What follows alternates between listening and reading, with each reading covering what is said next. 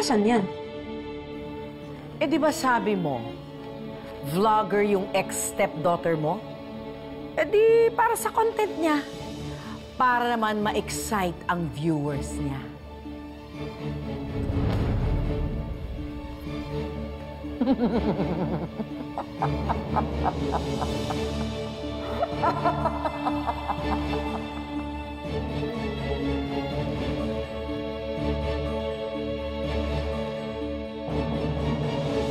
Ano ma, sure ka ba na hindi ako pwede sumama sa'yo?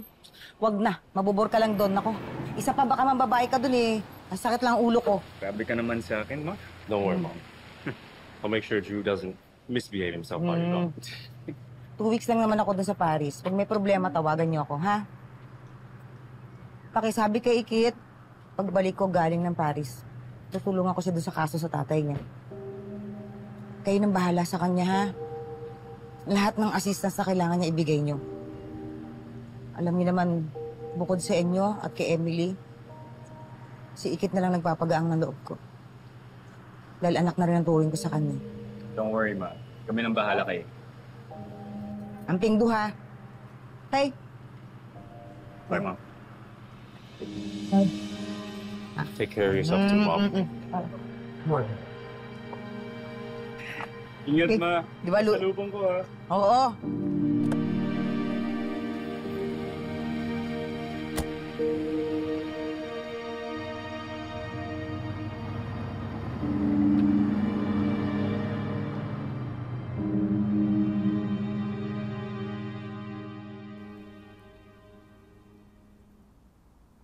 May mga guests ako na parating. Can you guys fix Villa 11 for them? Sige po, sir. Ano pang bilin niyo, sir? Wala naman. Oh, sige po, salamat. Thank you. Drew, Ikit. andyan ba si Miss May? Oh, you just missed her. May i-attend kasi siya na conference sa Paris. So, baka next week pa siya babalik. Mag-abroad siya? Eh, di ba kakaalam lang niya na patay na yung anak niya? Okay lang ba siya? Nakikita ko kung bakit gustong-gusto ka ni Mom. You really care for her, don't you? Eh, syempre, kasi mabait din siya sa akin. Tsaka nakaka-relate ako kung ano yung nararamdaman niya. Mamatayin din ako ng tatay. Paano pala yung nanay mo? Bakit hindi mo siya kasama? Hindi ko nga alam kung nasa na siya eh. Ayaw mo ba siyang hanapin? You know, if you want, I can help you. Ano bang full name ng nanay mo? Look, my private investigator si Mom. We can help find your mom. Salamat, Drew, pero wag na lang siguro. Bakit naman hindi? Ayaw mo ba siyang makasama ulit?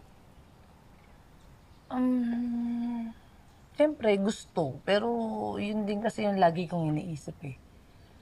Ano na kaya yung buhay niya ngayon? Eh kaya lang, paano kung siya naman yung may ayaw na makasama ako, di ba? Huwag ka naman mag-isip ng ganyan. Malay mo, baka namimiss ka na niya. Kung namimiss niya ako, eh di sana hinanap niya ako. Sana binalikan niya kami ng tatay ko dati pa. Eh hindi eh. Eh baka kontento na siya sa buhay na meron siya ngayon. Tsaka baka may pamilya na yun. Ayoko makagulo. Ayoko na makagulo sa kanya.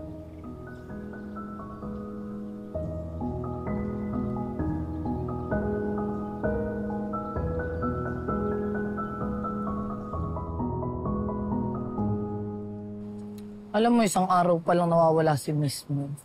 Namimiss ko na siya eh. Besh, hindi naman sa pagiging basag trip pero papansin ko lang na nagiging sobrang close ka na dyan sa mga Smith na yan, lalo kay Miss May. Huh? Siguro naman, hindi mo nakakalimutan na sila pa rin ang may-ari ng ipapatayong resort sa Daraitan. Diba? Na dahil sa negosyo at partnership na kay Ma'am Rica, kaya tayo nawalan ng mga bahay at lupa. Eh, yun nga eh. Lagi ko rin naman iniisip yun. Na pumasok ako dito sa resort para manmanan sila sa mga plano nila. Oh. Hindi ko naman nakalain na magiging mabait sila sa akin.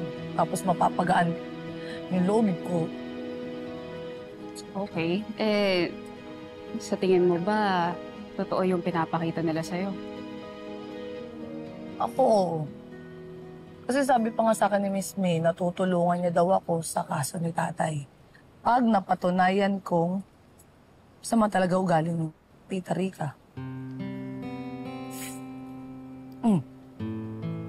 Tapos, makukonbinsi ko siya na huwag na sana siya makipag-partnership dun sa pinapatay yung casino resort dun sa may Daraitan. Sana nga. Sana mahuli na rin ng pulis na Ma'am Rica. Ngayon naisip ko palagi, bakit hanggang ngayon hindi pa rin nahuhuli ng mga pulis si Tita Rica? Oh, saan siya nagtatago? Malay mo, may mga kasama siyang mga, di ba, tumutulong sa kanya. Kunin niyo mo! Ako? Fish, takbo! Ako niyo! Punta mo!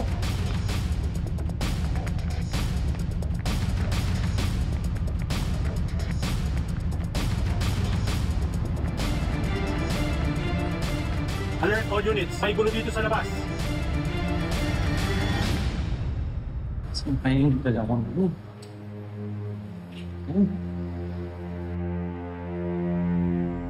Kaloy! Oh, ano nangyari sa'yo? Ba't mukha kang aligaga?